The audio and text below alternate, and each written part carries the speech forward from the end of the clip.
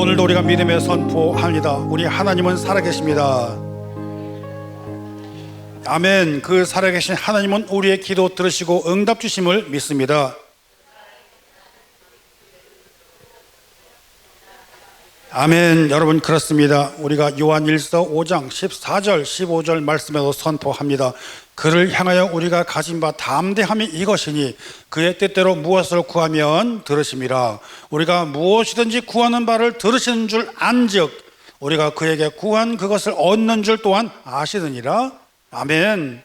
그러므로 여러분, 하나님의 뜻대로 구한 것 모든 것 들어주신다 약속하셨습니다. 그러므로 여러분, 구하시기 바랍니다. 기도한 대로 응답 주심을 믿으시길 바랍니다. 그 약속이 저와 여러분에게 임하시리라는 그 믿음의 확신으로 나가는 저와 여러분 되시기를 주님의 이름으로 축원드립니다. 사랑하는 예배자 여러분, 우리가 이민자들이잖아요. 근데 이민의 역사를 가만히 들어보면 재미있는 역사가 법칙이 하나가 발견이 됩니다. 그게 뭐냐면요, 민족마다 이민을 나가면 정말 공통적인 특징이 하나 나와요. 대표적으로 몇 나라의 이민자 한번 얘기해 볼게요. 첫째, 중국 사람. 중국 사람이 이민을 나가면 뭐부터 세우는지 아십니까? 식당을 먼저 차려. 세상에 어디를 가든지 차이니즈 푸드 없는 데가 없어. 다 있어요. 그 다음에 이태리 사람이 가면은 뭘 하든지 아십니까? 예? 맞아. 피자, 패밀리 레스토랑 그런 걸 해요. 파스타 팔고. 아, 대단해요. 유대인은 어떨까요? 거기 써 있어요? 그거 써놨구나. 네, 맞아요. 유대인들이 나가면은 금융이나 법률 이런 거를 우선으로 합니다. 나라를 잃었음에도 불구하고 그거는 잡았어요. 그래서 여러분, 우리가 보면 그래요. 무슨 소송이나 뭐 이런 케이스 생겼잖아요. 그럼 딱 이런 말을 해. 그거 주혜시 변호사한테까지 이겨. 막 이런 말을 많이 한단 말이에요. 왜 그래요? 법률을 잡았기 때문에. 자, 그러면 한국 사람은 어때요? 요거는 안 써놨지 내가, 그죠? 한국 분은 어때요? 맞아. 교회. 어디를 가든지 한국 사람들은 이민을 갔다 뭐부터 세우면 교회부터 세워보니까는. 누가 크게 아멘 하셨어요? 은혜 많이 받으시기 바랍니다. 여러분, 한국 분들은 모이면요, 사람들이 모여가지고 교회를 세우고 공동체를 세우고 나눔을 가지고 그렇게 해가지고 먼저 한단 말입니다. 너무너무 놀라운 사실이에요. 한국인들은 여러분 지나가면서 아이고 한국분이세요? 안녕하세요. 반갑습니다. 그러면서 어떻게 지내세요? 그러면서 같이 모이면서 한인 촌락을 만들어가면서 살아나갑니다. 그래서 코리아 타운을 만듭니다. 또 사람들이 모이면 공동체들이 모여서 눈물을 흘리고 기도하고 가정에서부터 모여 재단을 쌓아가면서 교회를 세워나가기 시작한다는 것입니다. 여러분, 이렇게 모이는 한인들에게 또 다른 특징이 있는데 또 하나가 있어요. 그게 뭐냐면은 이민의 첫 발을 내딛는 곳이 어디예요? 또 그 회야. 이번에 다른 얘기인데 공항이요. 공항에 내리시면은 어떤 사람이 와서 마중을 나오느냐에 따라서 그 사람의 인생이 바뀌어버려. 그 사람의 직업이 바뀌어버려요. 여러분, 이러고 세탁소 하시는 분이 마중 나오시면 세탁소에 그 사람은 대부분 델리그로스리 하시는 야짝한 사람은 대부분 그거 해. 아주 그냥 재미있는 일이 생긴다고요. 그러다 보니까는 여러 분야에 와서 전문가들이 생기기도 하고, 지금은 세월이 지나니까요, 이 뉴욕에는 경제인 협회 같은 것도 생기고 이민자의 역사가 정말 자리를 잡아간다는 말입니다. 여러분, 그러면 또 하나 물어보겠습니다. 여러분의 심령과 여러분의 영혼의 공항에는 어느 분이 마중 나왔습니까? 여러분, 우리들이 신앙생활을 하면서 우리들 가슴 속에 있는 우리들 신앙에는 누가 마중을 나오셨느냐, 이게 중요하다는 것입니다. 이 촉박한 도시에 아는 사람들 별로 없고 정말 사회나 문화나 모든 것들에서 생소한 이곳에 와서 말도 안 통한 이곳에 와가지고 나는 그분을 만나서 너무너무 위로가 되었고 난 그분으로 인해서 내 이민생활과 신앙생활이 정말 큰 힘이 됐다. 과연 여러분, 누구를 만나셨습니까? 할렐루야. 우리 심령이 여러분 광야와 같습니다. 어디 마음 하나 기댈 곳이 없는 이 땅에 우리의 심령을 가장 먼저 가장 깊게 나를 맞이해 주고 내가 아플 때 같이 아파주고 여러분, 내가 정말 무엇을 가졌든지 못 가졌든지 그냥 똑같은 마음으로 나를 바라보아 주시고, 내가 건강하든지 내가 기쁘든지 내가 즐거우든지 나와 함께 늘 하면서 나와 동행해 주는 그분이 계신다면 얼마나 좋겠습니까? 사랑하는 예배자 여러분, 그렇게 우리 이민자들의 심령을 먼저 붙잡은 것은 여러분, 그분이 바로 예수 그리스도이시기를 간절히 원합니다. 사랑하는 여러분, 그분과 지금도 함께하고 계십니까? 그렇다면 절대로 그 손을 놓지 말아야 됩니다. 꼭 붙으시기 바랍니다. 그 손 붙들어야 됩니다. 왜냐? 그 손이야말로 가장 진심을 담은 마음이기 때문에 그렇습니다. 그 마음이 바로 예수님의 마음인 줄 믿으시길 바랍니다.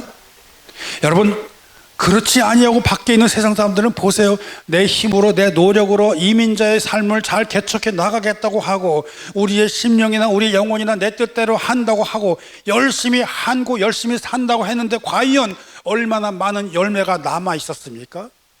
얼마나 많은 보람을 가지고 있고, 얼마나 많은 부를 축적하고, 얼마나 많은 정말 그 내 많은 열매를 내 곳간에 잘 채워놓고 있었겠습니까? 그런데 그게 아니잖아요. 살면서 보면 여러분 중에 빌 안 내는 사람이 있어. 다 빌 내잖아. 그래서 우리 인생은 맨날 빌빌거린다고 그래. 이 말을 알아듣는 분이 없네. 여러분들이 빌을 많이 안 내봐. 전기세를 내봐. 렌트를 내봐.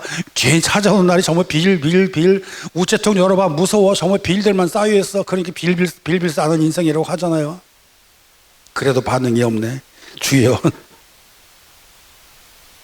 그런가 하면은 여러분, 새벽별 보고 세븐트레인 타고 몸을 싣고 맨하탄으로 향합니다. 새벽별을 보고 나가서 저녁별을 보고 들어와서 지친 몸을 누이고 살아나가는 인생. 저 역시 그렇게 다 해봤어요. 저 역시.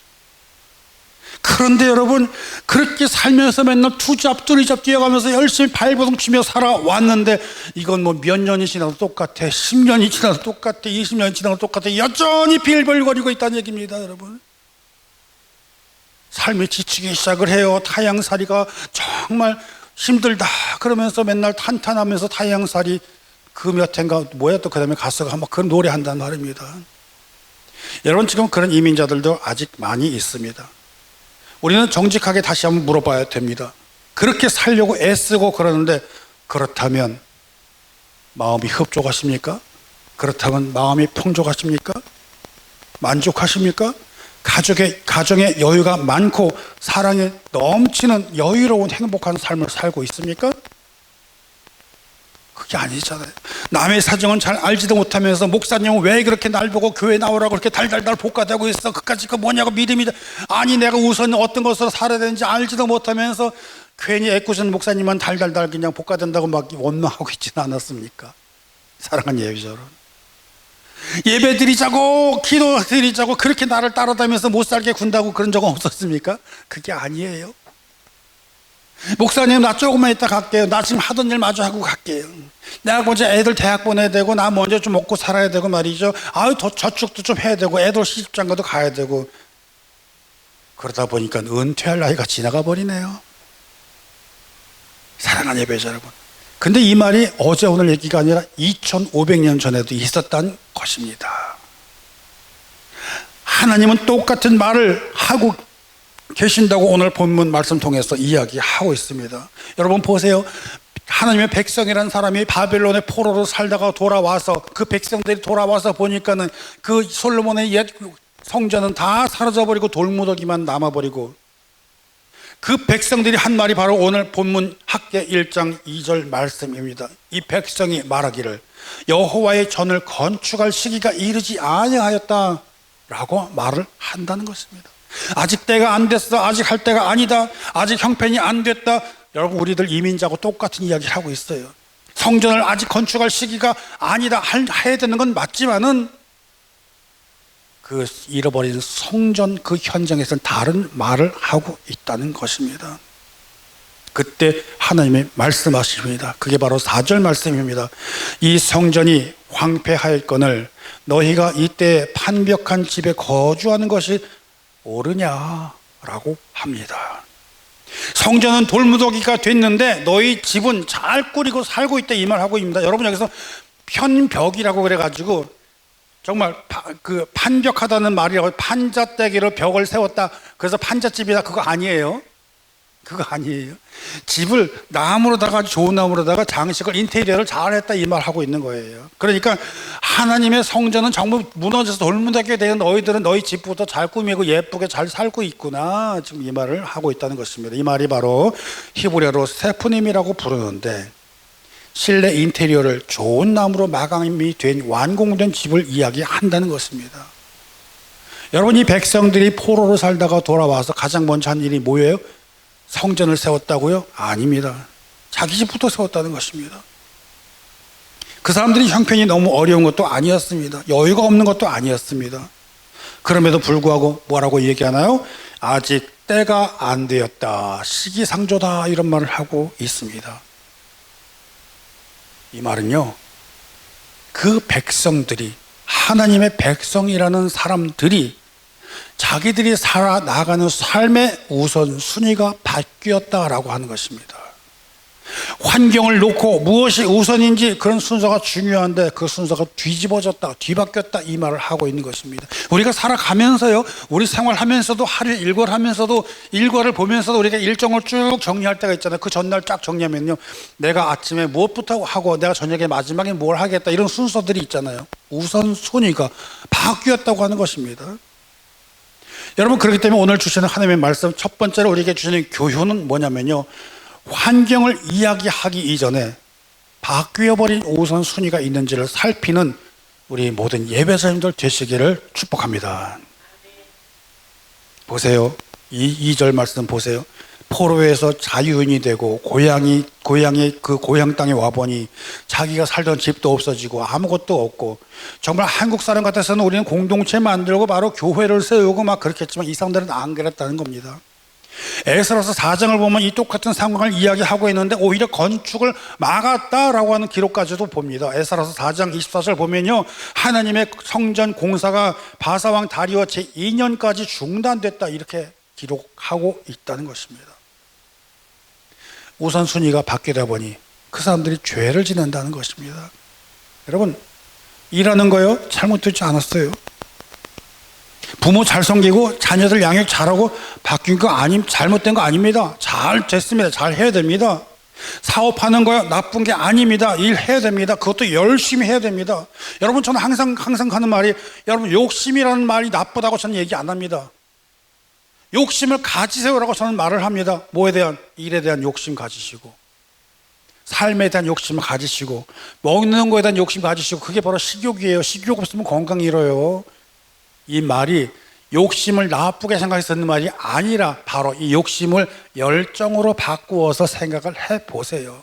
그러면 열정, 자기가 열의를 가지고 무슨 일하든지 열심을 다하라, 그 말을 하고 있는 겁니다. 그럼 욕심이란 왜 죄가 돼요? 바로 그 욕심이 과해서, 욕심이 잉태되어 뭐가 돼요?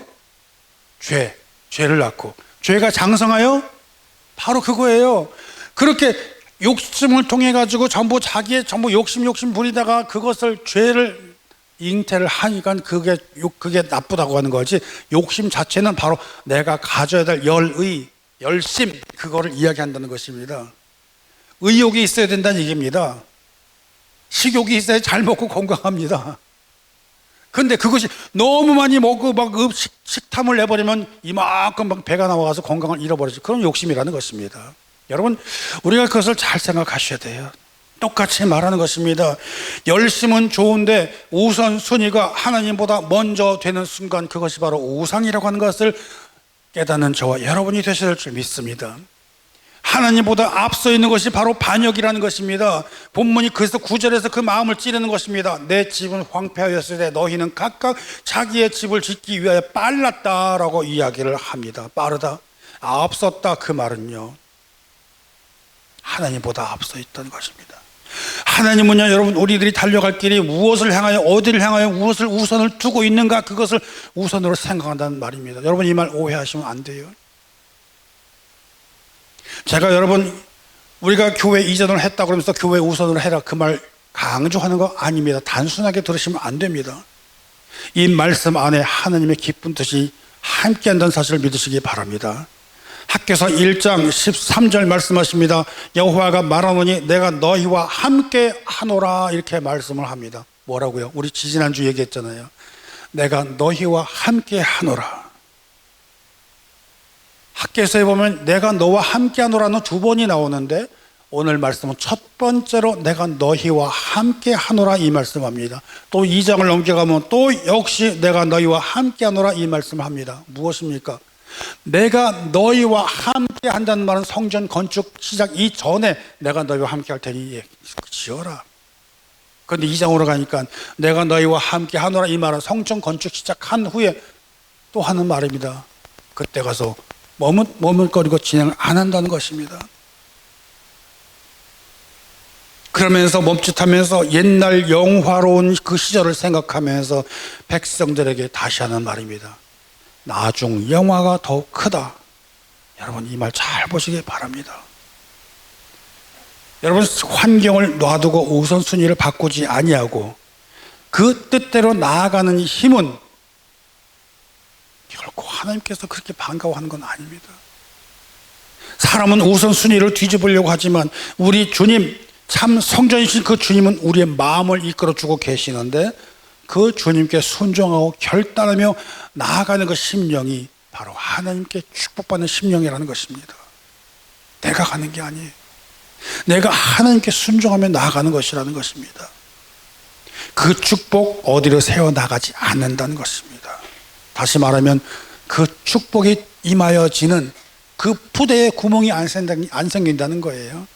그렇기 때문에 여러분, 두 번째로 새어나가지 않는 열심을 다하는 성도님들이 되시기를 주님으로 축원합니다. 여러분, 새어나간다는 말이 무슨 말이에요? 우리가 너무 잘 아는 것처럼 앞으로 벌고 뒤로 미친다는 말 아시죠? 너무나 잘 써먹죠. 제가 아르헨티나에서 산 적이 있어요. 청년 시절에 사업을 했는데 거기는 인플레이션이 얼마나 심한지 몰라. 연간 1000%가 올라가 막 그냥 1000% 어마어마해요. 어제 가격과 오늘 가격이 다르다는 말입니다. 너무나 화폐가 인플레이션 너무 심하다 보니까 나중에 돈까지 화폐까지 바꿔버려요. 엄청납니다. 거기에서 가격 장사하면서 가격 체크업 제대로 못하면 바로 망해버려요. 그래가지고 내가 뭐 그 많은 것들 다 깜빡해가지고 그 어떤 품목 하나를 가격을 업데이트를 안 했더니만 어떤 사람도 홀라당 다 가져갔어요. 그거 가져간 거 돈 받은 거 가지고 다시 도매상가 살려고 하면 못 사요. 이미 다 올라버렸기 때문에. 이게 바로 위 빠진 독에 물 붓는다는 것입니다. 구멍이 났다는 거예요. 앞으로 보고 뒤로 미쳤다는 것입니다. 보세요, 여러분, 6절 말씀 보시기 바랍니다. 학개서 1장 6절 말씀. 너희가 많이 뿌릴지라도 수확이 적으며 먹을지라도 배부르지 못하며 마실지라도 흡족하지 못하며 입어도 따뜻하지 못하며 일꾼이 싹을 받아도 그 구멍 뚫어진 어디에? 전대에, 돈주머니에 구멍 뚫어진 거기에다 넣는다는 것입니다. 밑 빠진 독에 물 붓기를 하고 있다는 것입니다. 많이 뿌렸어요. 수확이 적어요. 먹어도 배가 계속 고파요. 물을 많이 마셔도 시원하지가 않고요. 입어도 춥고요. 월급 받아요. 주급 받아요. 그런데 맨날 모자라요. 이게 바로 구멍난 것입니다. 여러분, 아무리 열심히 일한다고 그래도, 아무리 많이 벌었다고 그래도 세금 정산 딱 하고 돌아보니까 그 많던 게 돈이 다 벌어둔 게 어디로 가는지 남아있지 않다는 것입니다. 오늘 여기에 하나님이 말씀하십니다. 본문 7절 말씀. 만군의 여호와가 말하노니 너희는 자기의 행위를 살필지니라. 아멘이세요? 여러분, 이 살피라는 말은 정죄함이나 죄책감을 주려고 하는 말이 아닙니다. 진단을 하라는 말입니다. 내가 어떤 주머니에 구멍이 났는가, 내 행위가 어떤가 돌아보라고 하는 것입니다. 여러분, 정신없이 앞만 보고 달리는 것도 너무 중요하고 좋습니다. 그러나 살피라고 하는 것입니다.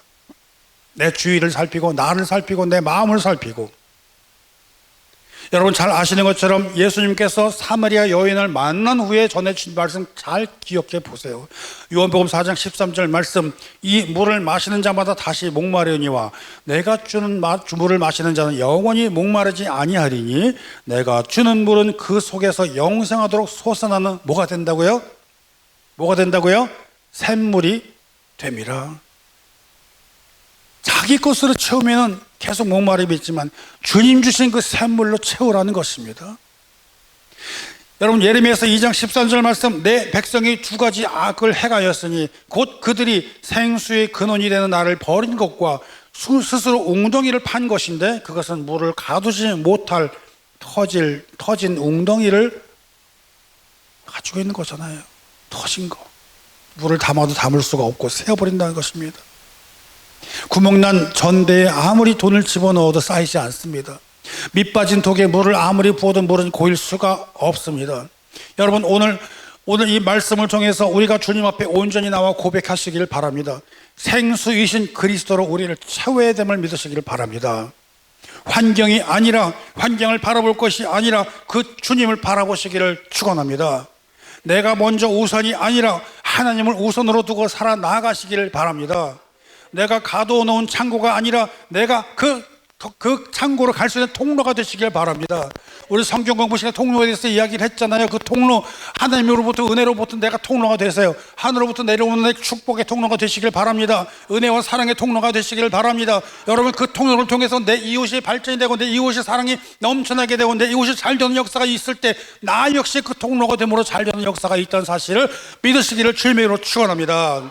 세 번째로, 우리가 일어나는 것은 환경이 아니라 새로운 마음으로 다시 새로워진다는 것을 믿으시기를 간절히 바랍니다. 여러분, 8절 말씀 보세요. 너희는 산에 올라가서 나무를 가져다가 성전을 건축하라. 그리하면 그것으로 말미암아 기뻐하고 또 영광을 얻으리라. 누가 말씀하세요? 여호와께서요. 하나님의 말씀입니다. 산에 올라가라, 나무를 가져와라, 성전을 건축하라. 여러분, 이 말씀 들으시면서 심령의 부담을 갖지 마시기 바랍니다. 제가 이 말씀 드리면서 눈에 보이는 성전을 건축하라가 아니라, 마침 우리 교회가 이전을 했으니까 이 옮겨진 예배당을 위해서 무엇을 하라고 듣지 마시기 바랍니다. 그렇게 들으면 다 잘못 들으시는 거예요. 지금부터 드리는 말씀 잘 들으시고 짝을 꽤 맞추시기 바랍니다. 첫째, 우리의 성전이 어디 있습니까? 어디 있어요? 바로 여러분들, 그거예요. 둘째, 우리 심령에 무엇이 중심으로 있어야 됩니까? 우리 심령 중심에 누가 계셔야 돼? 예수 그리스도. 이거예요. 셋째로, 우리 인생에, 우리 신앙생활에 무엇을 우선순위로 두고 살고 있는지를 잘 보시라는 것입니다. 첫째로 뭐예요? 우리의 성전, 우리의 심령. 두 번째로 그 심령 안에 누가? 예수 그리스도께서 자리를 잡으시고 그분의 인도하심에 순종하며 그분의 보호하심과 그분의 은혜로 살아나가시며, 우리가 살아나가시면서 어떤 것을 우선순위로? 주님을 우선순위로 살아나가시기를 바랍니다. 하나님께서는 여러분 결코 백성들을 윽박지르지 아니하셨습니다. 학개서 1장 14절 말씀에는 이렇게 말씀하십니다. 여호와께서 스왈데알의 아들 유다 총독 스룹바벨의 마음과 여호사닥의 아들 대제사장 여호수아의 마음과 남은 백성들의 마음을 감동시킴에 그들이 와서 만군의 여호와 하나님의 전을 공사했다, 이렇게 말씀합니다. 누구의 마음? 첫 번째, 유다 총독의 마음을요. 두 번째, 대제사장의 마음을요. 세 번째, 백성들의 마음을 어떻게 했다고요? 감동시켰다는 거예요. 윽박지르지 아니하시고 하나님께서 그들을 감동시켰다는 겁니다. 여러분, 얼마나 중요한지 모릅니다. 여러분, 우리 하나님께서 저와 여러분의 마음을 감동시키는 역사가 있기를 바랍니다. 하나님께서 목사님이 강단에서 억지로 윽박지르는 것이 아니라 그 하나님께서 말씀을 통해서 우리가 마음의 감동을 받으시기를 바랍니다. 하나님께서 나 같은 연약한 죄인을 붙들어 일으켜서 감동시켜서 내가 하나님 앞으로 나아가겠습니다 자정하면서 자진하며 나아가는 우리들이 되시기를 주님의 이름으로 축복합니다. 여러분, 그러므로 백성들이 뜻으로, 백성들의 결단으로, 누구의 명령을 한 것이 아니라 감동된 그 마음으로 했다는 것입니다. 바로 이것입니다. 지도자가 설득하는 것이 아니라 하나님께서 그들을 감동시켰다는 것입니다. 하나님께서 그들의 마음을 먼저 움직이셨고, 이것이 바로 핵심이라는 것입니다. 하나님이 마음을 움직이는 그 움직임으로 감동받는 저와 여러분 되시기 바랍니다. 그렇기 때문에 여러분, 우선 순위를 잘 선정하셔야 됩니다. 순종은 인간의 의지력이 만들어내는 것이 아니라 인간이 만들어내는 억지 순종은 중단되고 말 것입니다. 그러나 하나님의 은혜로 마음을 먼저 감동이 되고 그것으로 인해서 움직이게 되고 그것이 바로 은혜의 열매로 나타낼 때에 지속해서 나아갈 수 있다는 것입니다. 그러므로 저와 여러분 하나님의 은혜로 감동을 받으시는 여러분 되시기를 주님의 이름으로 축복합니다. 저는 우리 교회 모든 성도님들이, 우리 모든 예배자님들이 이와 같이 되기를 간절히 원하고 바라고 기도합니다. 은혜 충만한 교회, 사랑에 넘치는 교회, 그래서 하나님께서 감동시킴으로 우리가 함께 이 공동체를 세워 나아가기를 간절히 간구하고 기도하고 있다는 것입니다. 여러분, 말보다 먼저 뛰고 먼저 섬기는 사역자들, 우리가 모든 성도님들과 함께 하기를 날마다 다짐하며 그렇게 하루하루를 지내고 있습니다. 사랑하는 예배자 여러분, 마음의 성전을 재건하는 것, 그 첫걸음은 우리 결단이 아닙니다.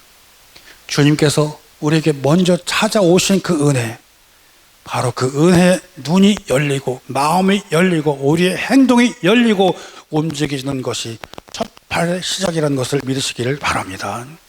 여러분, 우리는 이 땅에서 여러 세상의 직업이 있지만 그 직업을 따라 이민 온 이민자들이라고 부를 수 있지만 우리는 정말로 진심으로는 무엇이냐? 저 하늘의 시민권을 가진 하나님의 백성이라는 사실을 믿으시는 저와 여러분 되시기를 바랍니다. 그리고 여러분 기억하시기 바랍니다.